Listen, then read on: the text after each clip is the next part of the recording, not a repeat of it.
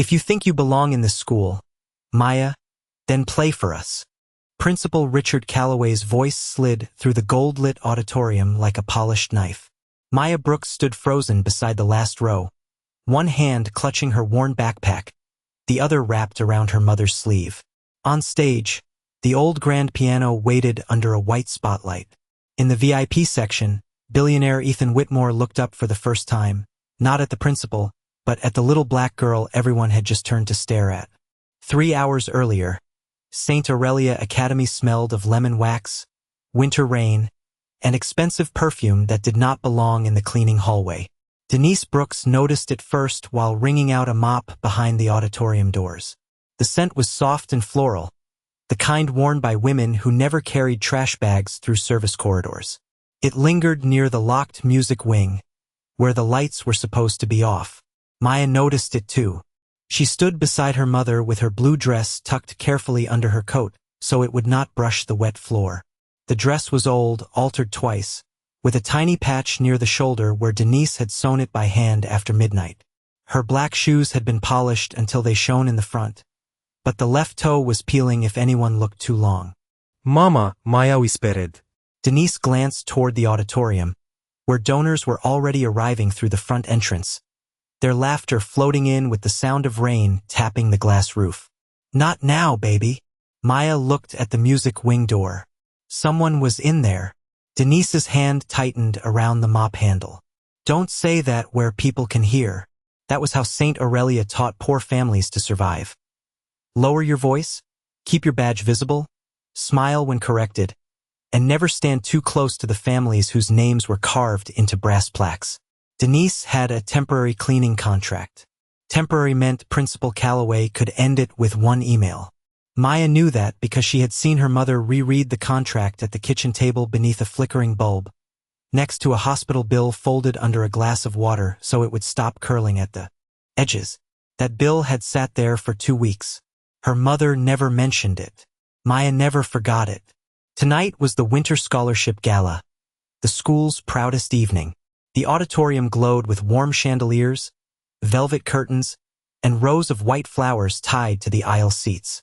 Parents in black suits and satin gowns moved like they owned the air. At the front, Ethan Whitmore sat in the VIP row with a security man behind him and a silver-haired attorney at his side. His foundation had paid for half the building, though he looked like he would rather be anywhere else. He did not clap when people clapped. He did not smile when Calloway praised his late wife, Clara, as a lifelong friend of the arts. He only touched the inside pocket of his tuxedo once, where he kept her wedding ring in a small velvet pouch, and then removed his hand as if the memory had burned him. Maya saw it from the side aisle. She saw everything. She saw Calloway greet Ethan with both hands, too warmly. She saw the principal's eyes slide past the scholarship students as if they were decorations placed in the wrong room. She saw the music teacher avoid looking at the old piano.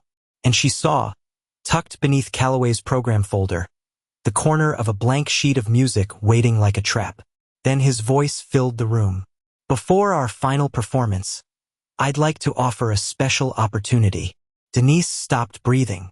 Maya felt it before she understood it.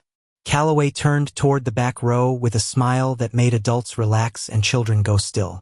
Maya Brooks, he called, since you keep sneaking into the music room, why don't you show our guests what you've learned?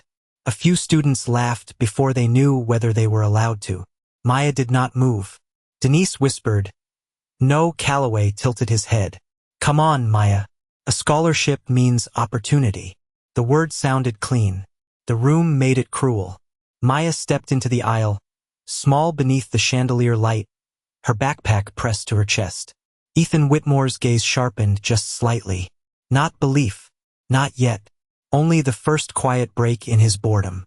Maya climbed the stage steps one at a time while Calloway placed the blank sheet on the piano stand and murmured, "Something simple, if you can manage that."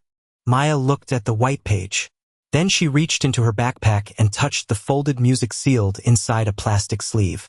Principal Calloway's smile flickered when he saw it. The flicker lasted less than a second, but Maya saw it because children who grow up around powerful adults learn to read the parts of faces that disappear quickly. Principal Calloway's hand tightened on the edge of the piano, as if the folded paper in Maya's backpack had reached out and touched him. "Maya," he said softly, still smiling for the crowd. "There's no need to bring personal items into a school performance." His voice was kind enough to fool anyone sitting 20 feet away. Up close, it had corners. Maya kept one hand inside the backpack. "It isn't personal," she said. "It's music."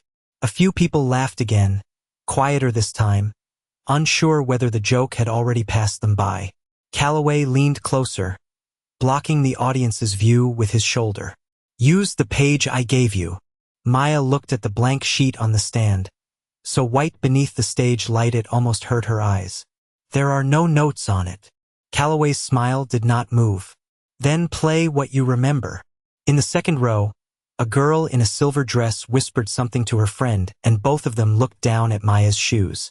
One boy mimed playing a tiny piano in the air, grinning until his mother touched his wrist without looking at him. The mother's face stayed pleasant, but the warning was clear. Not now, not in front of donors. In the back of the room, Denise Brooks stood with her hands folded around the handle of the mop she had not had time to put away. Her name badge hung crooked on her gray uniform. Someone had spilled sparkling cider near the lobby doors, and the sweet smell mixed with floor cleaner and rain. Denise did not step forward. Maya knew why. On Thursday night, after the washing machine in their apartment started thumping unevenly, and the kitchen TV murmured weather warnings no one was watching, Calloway had called Denise's phone. Maya had heard only her mother's half of it. "Yes, sir." "No, sir. She understands." "Won't happen again." Afterward, Denise had sat under the weak yellow kitchen light, staring at an unpaid invoice from St. Mary's Medical Center and rubbing the place on her wrist where an old hospital bracelet had once been. Maya had asked if the school was mad about the music room. Denise had answered too fast. "Go brush your teeth, baby." Now, on stage, Calloway's fingers tapped twice against the piano lid. Top. A normal gesture, almost casual. But Maya remembered that same rhythm from behind the locked music wing door earlier that evening, followed by a man's low voice saying, "Make it look like she chose to play." She had not seen who answered him. She had only smelled that soft floral perfume and heard a woman say, "If Whitmore asks." There was no program. Maya slid the plastic sleeve from her backpack just enough to feel the softened corner of the folded music. Not enough for the audience to see. Enough for Calloway to know she still had it. His eyes dropped to it again.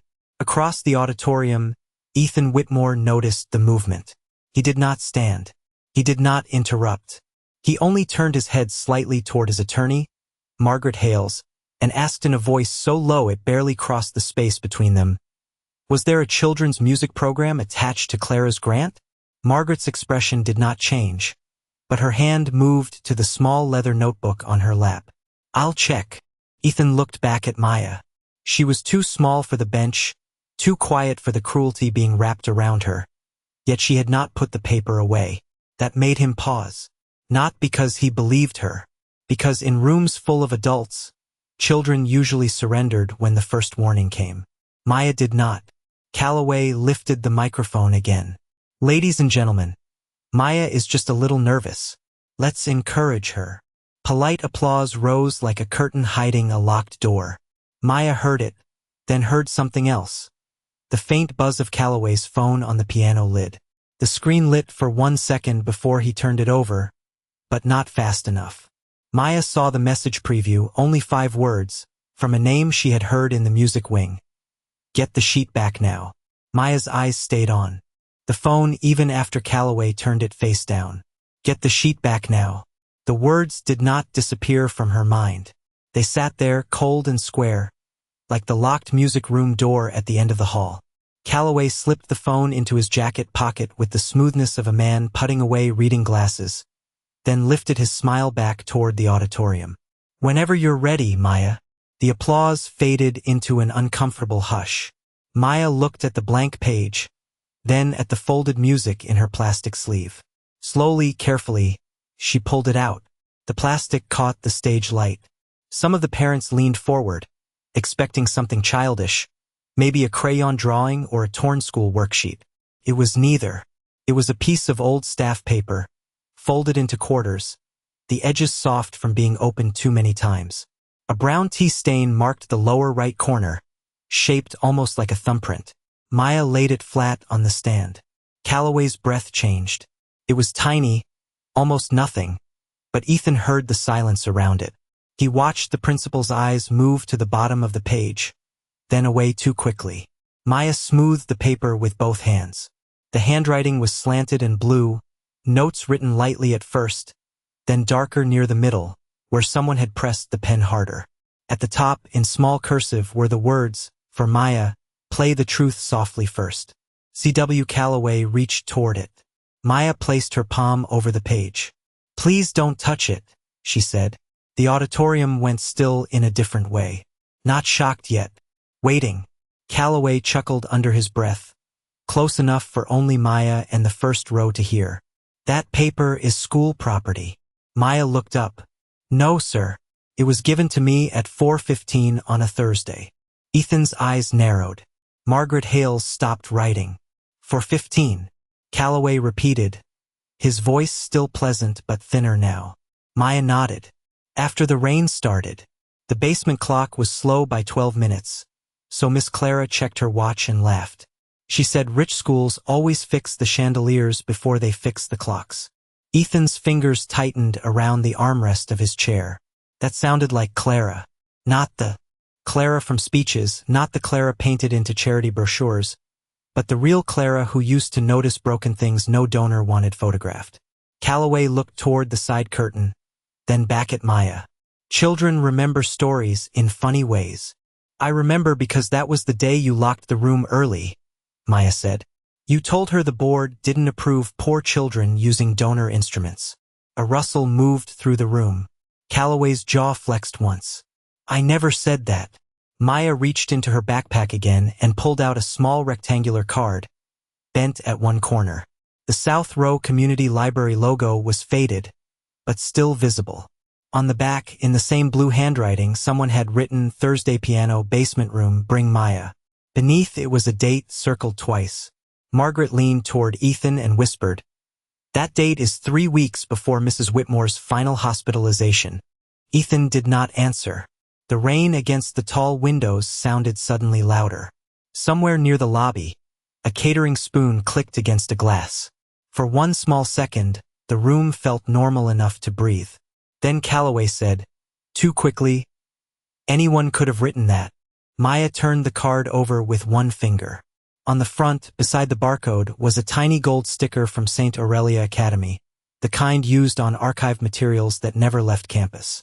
Ethan saw it. Margaret saw it. And this time, Calloway saw them seeing it. Calloway moved before Ethan could ask another question.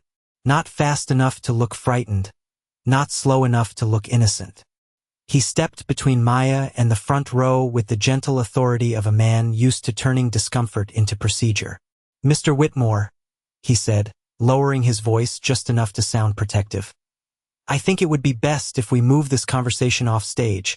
The child is clearly overwhelmed. Maya did not look overwhelmed. She stood beside the piano with one hand flat over the music sheet and the library card tucked under her thumb.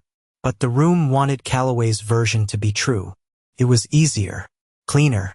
A confused scholarship girl was easier to understand than a dead woman's handwriting on a card no one could explain. 2 board members rose from the VIP row, both in dark suits, both wearing the polished concern of people who had never had to whisper about rent in a kitchen. One of them, Mrs. Elaine Porter, chair of the Academy board, came up the side steps with a pearl necklace resting perfectly against her collarbone. Maya, sweetheart, she said, smiling without warmth. No one is accusing you of anything, but important donors are present, and we must be careful with unverified materials. She held out one manicured hand. Let Principal Calloway keep that safe. Maya's fingers curled around the edge of the card. It's already safe. A thin pause followed. Behind Maya, the old piano shone under the spotlight, black and enormous, making her look even smaller. The velvet curtains towered over her. The gold balcony curved above like a mouth about to close. At the edge of the stage, A security guard in a navy blazer shifted his weight. He did not come forward, but his presence did the work. Denise took a step from the back aisle. A staff coordinator touched her elbow and murmured something no microphone caught. Denise stopped. Ethan saw that. He saw the mother halted by a hand that pretended to be helpful. His eyes hardened, but he still did not understand enough to move. Mrs. Porter's voice softened another degree. Children sometimes attach big feelings to keepsakes. That doesn't make them evidence. Maya looked at her. Then why does everyone want to take it? The words were quiet. They landed hard. Even the students who had been smirking looked away. Calloway gave a small laugh, meant to rescue the room. Because, Maya, adults have to handle adult matters. He turned toward Ethan. The South Row outreach records were consolidated years ago. There were many informal efforts after Mrs. Whitmore's illness. I'm sure this card is from one of those. A misunderstanding, nothing more. Margaret Hales lifted her eyes from her notebook. Then you won't mind if we verify the archive sticker. Calloway's smile held, but something behind it tightened. Of course not. Tomorrow during office hours. Tonight, Ethan said. His voice was not loud, but every head turned. Calloway inclined his head graciously, as if indulging grief. Ethan, with respect, this is a gala, not an inquiry. At the use of his first name, Ethan's jaw moved once. Still, he said nothing more. The rain tapped the tall windows. Somewhere backstage, a phone vibrated against a wooden table, stopped, then started again. Maya heard it through the silence. 3 short buzzes. A pause. 3 more. The same rhythm she had heard behind the locked music wing door. Calloway reached for the microphone. Ladies and gentlemen, please forgive the interruption. Maya will now play a brief piece, and then we'll continue with our scheduled program. He believed the room had returned to him. The board members sat. The guard relaxed. Denise was still held at the aisle. Maya looked down at the blank sheet Calloway had placed on the stand, then at her own folded music.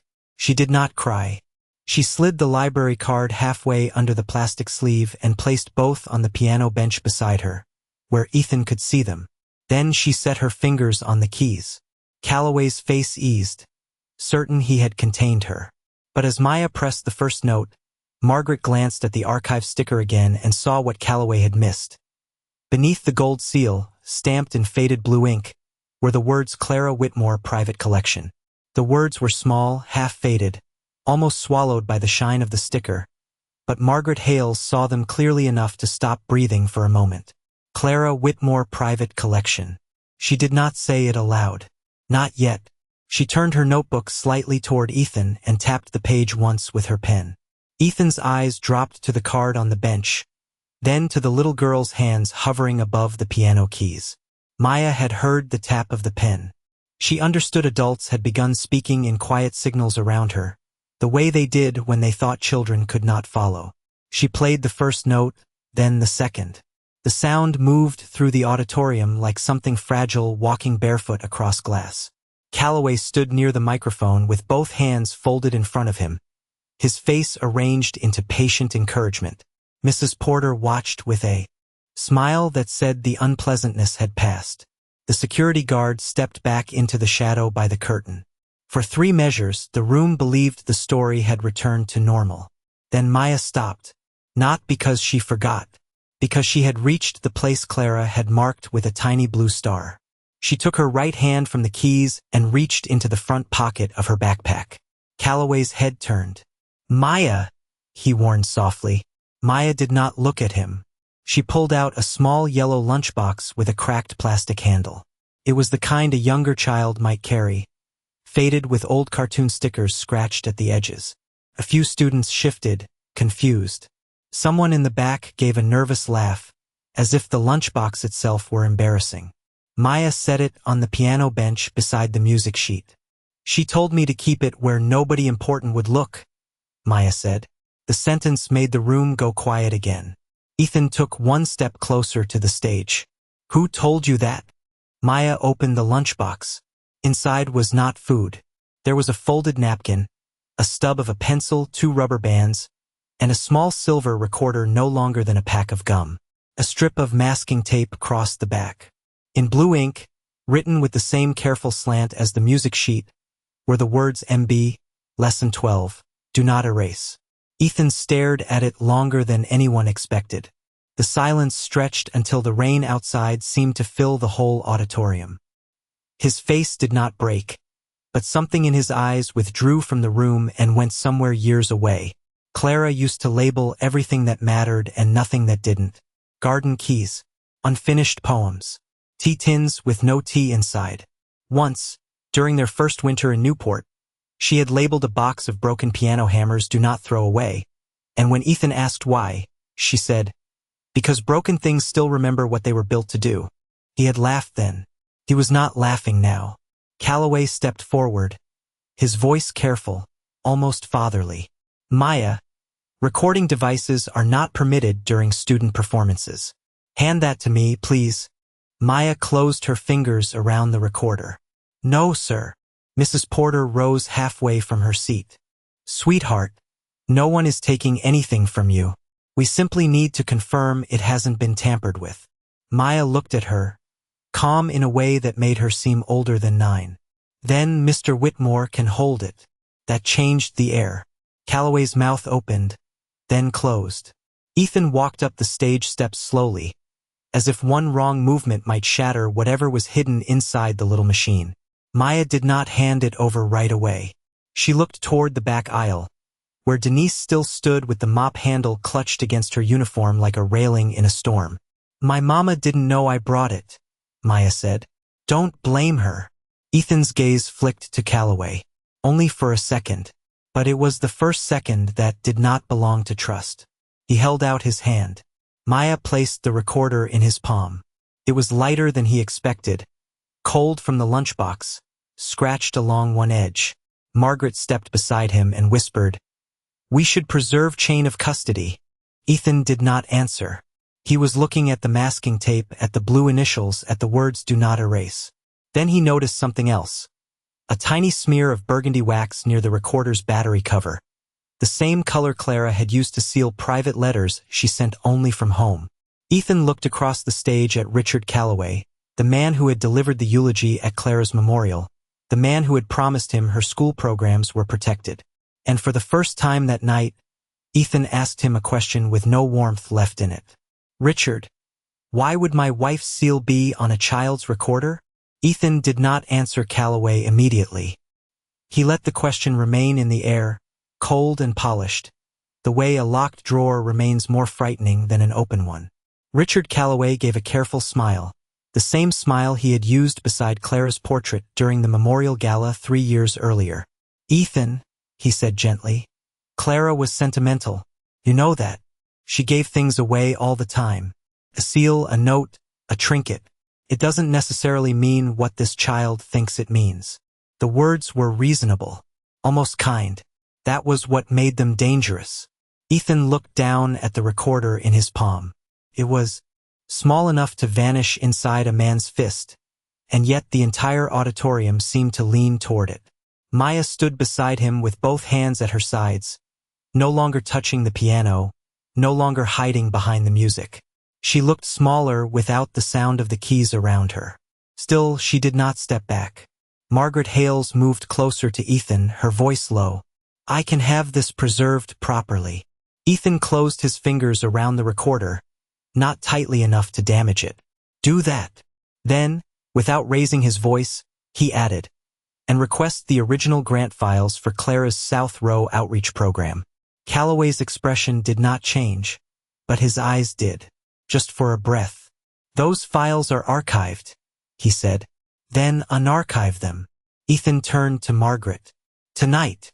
Margaret nodded once and stepped down from the stage, already typing on her phone. No alarm. No shouting. No public accusation. Just one quiet order moving through the room like the first crack under ice. Calloway seemed relieved by the restraint. He mistook silence for hesitation. Of course, he said smoothly. We'll cooperate fully. Ethan turned back to Maya. Did Clara give you anything else? Maya glanced toward her mother before she answered. Denise stood at the back aisle, still caught between staff rules and a mother's instinct, her fingers tight around the mop handle. Maya's voice stayed small, but it did not shake. "I don't want money." Ethan blinked once. The sentence caught him more than a plea would have. Maya continued, "I don't want a scholarship speech. I just want them to stop saying the room was never real." The rain pressed softly against the tall windows. In the lobby beyond the closed doors, someone set down a tray, and a spoon chimed against a glass. For one strange second, the sound belonged to another world. A world where people drank coffee after concerts and children went home tired but safe. Then Margaret's phone buzzed. She looked at the screen, read, and her face sharpened. She returned to the edge of the stage and spoke quietly, but everyone near the front row heard. "The archive office says there is no South Row outreach file under Clara Whitmore's name." Calloway spread his hands slightly, not too much. "As I said, informal efforts are often misremembered." Margaret kept looking at her phone. "But there is a restricted file under St. Aurelia Development account, marked transferred after Mrs. Whitmore's hospitalization." Ethan's eyes lifted. "Transferred where?" Margaret hesitated, then looked at Calloway. "Gala operations." The words did not explode. They sank. Ethan turned slowly toward the principal, and in that turn was the beginning of something Calloway still did not understand. Ethan was no longer asking whether Maya had misunderstood. He was asking how many adults had needed her to. Calloway gave a soft laugh, almost offended. Budget language can sound dramatic out of context. Ethan studied him, remembering the funeral, the hand on his shoulder, the promise that Clara's work would be honored. He remembered signing renewals without reading the smaller reports because grief had made him grateful for anyone willing to manage the details. Maya reached for her folded music and held it against her chest. "Miss Clara said some people don't steal songs," she whispered. "They just lock the doors around them." Ethan looked at her then, really looked at her, and the shame arrived quietly. For years, he had trusted the man with the keys and never once asked who had been left outside. Ethan did not move for several seconds after Maya spoke. The old auditorium seemed to hold its breath with him.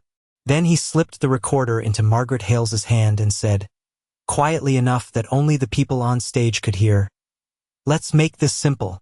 Calloway's shoulders eased, just a fraction. Simple was a word men like him trusted. Simple meant a statement, a committee, a delay, a private cleanup after donors went home. Ethan looked toward the piano. "Maya, you said Mrs. Whitmore taught you in the basement room on Thursdays." Maya nodded. "At 4:15. And you said the clock was slow." 12 minutes, she said. It always made Miss Clara laugh. Ethan turned to Calloway. "Then there should be no harm in opening the basement music room now." Calloway's smile remained, but his skin changed color around the mouth. "Ethan, that area is used for storage. It hasn't been prepared for guests." "I didn't ask for guests." Ethan's voice stayed calm. "I asked for the room." Mrs. Porter rose again, careful and diplomatic. "Perhaps tomorrow morning, with facilities staff present, would be more appropriate." Ethan looked at her the way one looks at a locked gate. Tonight, no one spoke. From somewhere backstage, a phone vibrated on a wooden table. Once, twice, then stopped. Nobody reached for it. Maya looked toward the side curtain. She knew that rhythm now. She had heard it before the message appeared on Calloway's phone. Her fingers curled around the edge of the folded music sheet. "The light switch sticks," she said. The adults turned toward her. She looked at Ethan, not at Calloway. "If nobody used the room, they won't know you have to push it up twice." It was such a child's detail. Small, practical, almost silly. But it was exactly the kind of thing a lie forgets. Ethan held Calloway's eyes. "Then show us." Calloway gave a short, controlled breath. "This is becoming theatrical." "You put her on a stage," Ethan said. "I'm only asking for a door." The first real silence came after that. Not polite silence. Not donor silence. The kind that makes people reconsider which side of the room is safe. Margaret stepped closer to the aisle and lifted her phone. I've asked security to preserve tonight's hallway footage. Calloway turned to her. Our security system overwrites non-essential interior feeds. How often? She asked. It varies. Maya spoke again. 7 minutes were gone last Thursday. Calloway's head snapped toward her before he could stop himself. Maya did not flinch. The guard told Miss Clara that once. He said the camera always skipped 7 minutes when the basement door opened after hours. Ethan's gaze sharpened. Which guard? Mr. Ellis. He gave me crackers when I forgot lunch. The name moved through the adults like a pin dropped on marble. Margaret typed it into her phone. A loading circle appeared on her screen, spinning white against black. Everyone watched it longer than they meant to. Calloway took one step toward the side exit. His hand hovered near the brass door. Handle. I'll call facilities. Ethan said, Use my phone. Calloway stopped. The hand stayed in the air. For the first time, the principal looked less like a host and more like a man hearing footsteps behind a wall he had built himself. Ethan held out his phone, screen glowing, clean and unlocked. Call them on speaker. The auditorium waited. The rain touched the windows softly. Maya stood beside the piano, her old shoes planted on the polished stage, the music sheet pressed to her chest. Calloway looked at the phone, then at Maya, then at Ethan. And in that small triangle of silence, he finally understood that the little girl he had brought up to be laughed at was no longer standing alone. Calloway's hand remained suspended near the brass handle, as if the door itself had accused him. Ethan's phone glowed in his palm, offered without emotion, waiting. For a long moment no one moved. Then Margaret's phone chimed once. The loading circle vanished. She looked down, read the screen, and her face became very still.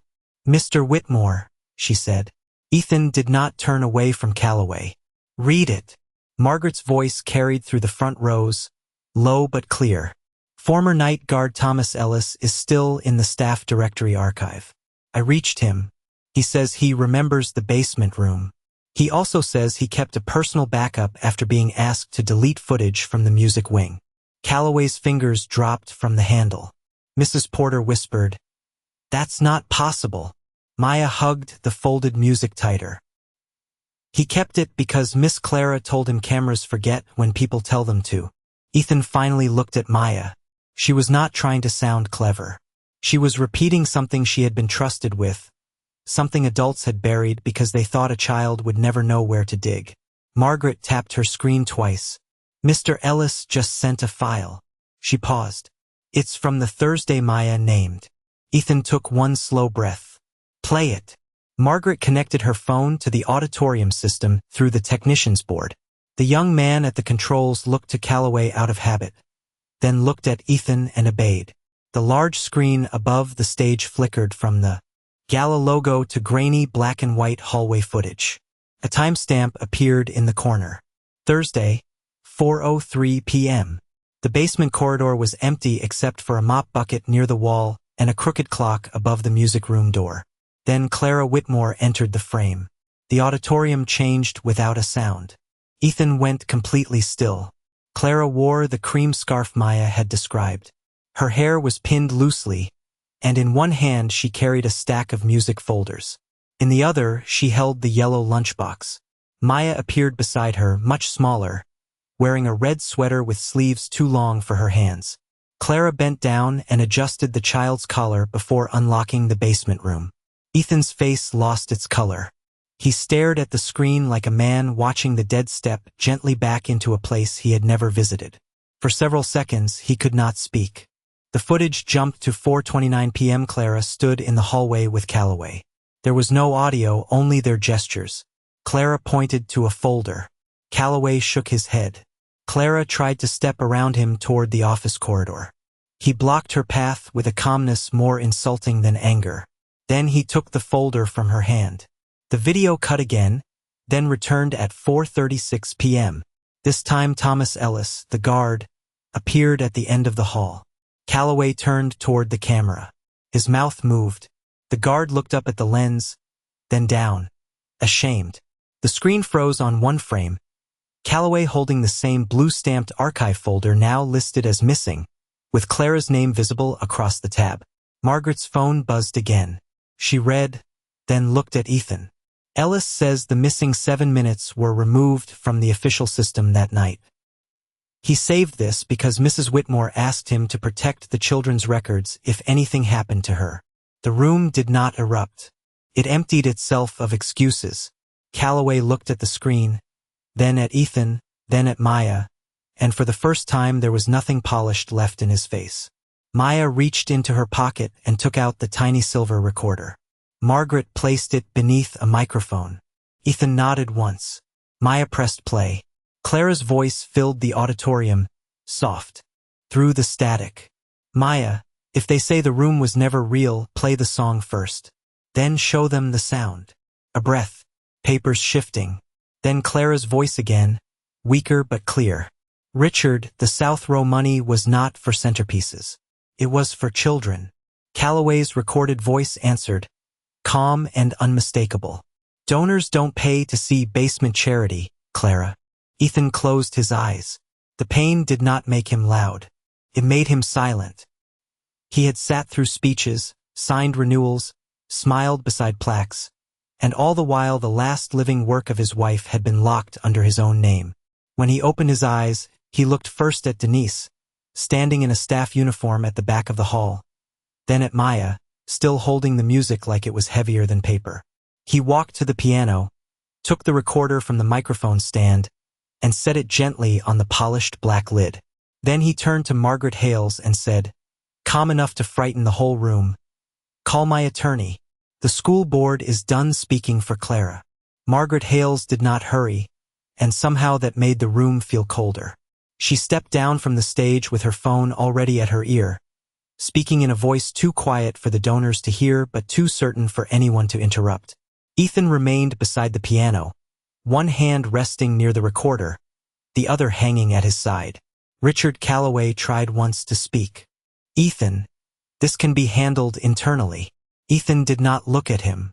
No, the word was small, but it ended something. Within minutes, the gala stopped pretending to be a gala. The board was asked to remain. The donors were told the evening's program had changed. The security guard who had stood near the curtain was instructed to step away from Maya and Denise, not toward them.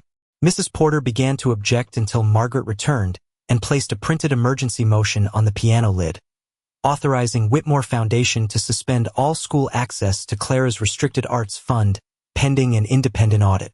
Calloway's face tightened when he saw the letterhead. He looked suddenly older, not ruined yet, but no longer untouchable. Ethan finally turned to him.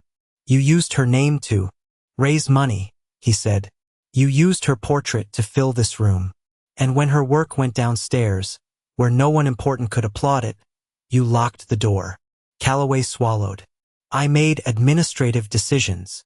Maya stood very still beside her mother. Denise had reached the stage by then, not because anyone gave her permission, but because Ethan had looked to the aisle and said, let Mrs. Brooks through. Those 4 words carried more protection than Denise had felt in years. She stood in her gray uniform under the chandelier light, her hands clean now but still rough from bleach and cold water. Ethan faced the board. Mrs. Brooks's employment is protected effective immediately. Her wages will be reviewed by outside counsel. Any retaliation against her or her daughter will be treated as witness intimidation. Denise covered her mouth, but she did not bow her head. Maya reached for her hand. The audit began that night. Not as a performance, not as a donor promise, but with locked file cabinets opened in the administrative wing, email backups preserved, and the missing South Row grant ledger copied before anyone could touch it. By morning, Calloway was suspended. By the end of the week, he was terminated for misappropriation of restricted funds and referred to the State Attorney General's Charities Bureau. Mrs. Porter resigned from the board after the transfer approvals were found under her signature. The money meant for piano lessons, sheet music, bus passes, and after-school meals was ordered back into the Clara Whitmore Fund, where no principal could move it into centerpieces again. But Ethan learned quickly that repairing harm was not the same as writing a check. He visited the basement music room himself. The room smelled of dust, old carpet, and closed air.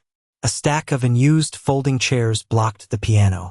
A brass donor plaque had been stored face up on the bench, as if someone had thought a name mattered more than sound.